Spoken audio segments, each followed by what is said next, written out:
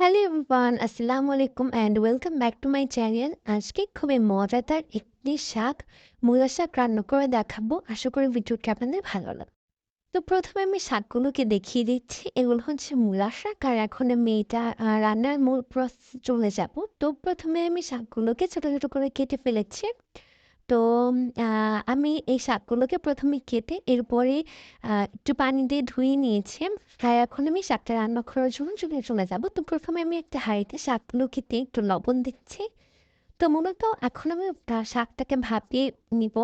এই মূলো শাক থেকে একটা আ গন্ধ আসে। তো এই শাকটাকে যদি ১ম এ ভাপিয়ে নেওয়া হয় তাহলে সেই গন্ধটা আসবে না। মূলা শাকের এই স্মেলটা অনেকেরই পছন্দ না। তো তারা এইভাবে করে শাকটাকে যদি ১ম এ বা একটু ভাপিয়ে নাও তাহলে কিন্তু আর এরকম কোনো স্মেল আসবে না। তো এখানে দেখতেই পাচ্ছেন আমি কিভাবে শাকগুলোকে ভাপিয়ে নিই। শাকগুলো থেকে কিন্তু নিজে থেকেই বেশ অনেকটা পানি বের হয়ে আসবে। আমি কিন্তু এখানে এক্সট্রা কোনো পানি এড করিনি। তো এভাবে করে আমি ২-৩ বার ঢাকনা দিয়ে তারপরে এই শাকটাকে ভালো করে ভাপিয়ে নিচ্ছি। আর আ ভালো করে এটা আমি পানিটা বের করে নিব।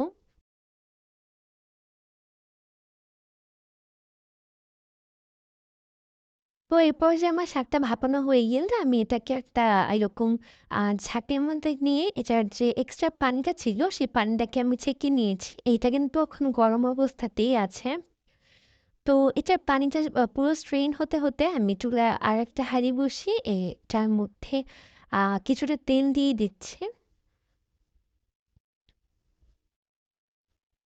তো তেলটা গরম হতে, হতে এখন আমি শাক রান্নার জন্য যাবতীয় যে মসলাগুলো লাগবে এখানে পেঁয়াজ কুচি, রসুন কুচি আর কিছুটা কাঁচামরিচ কুচি আছে। তো আপনারা অবশ্যই ঝালটা আপনাদের টেস্ট অনুযায়ী দিবেন।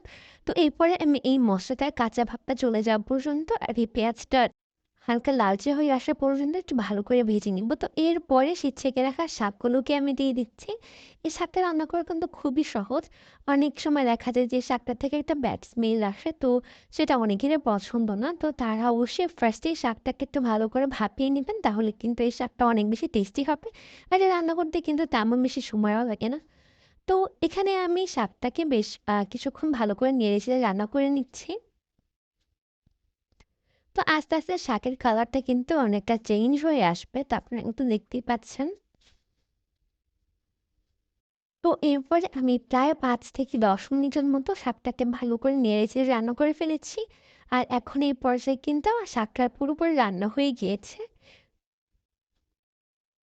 তো এখন আমি এটাকে পরিবেশন করে নিচ্ছি।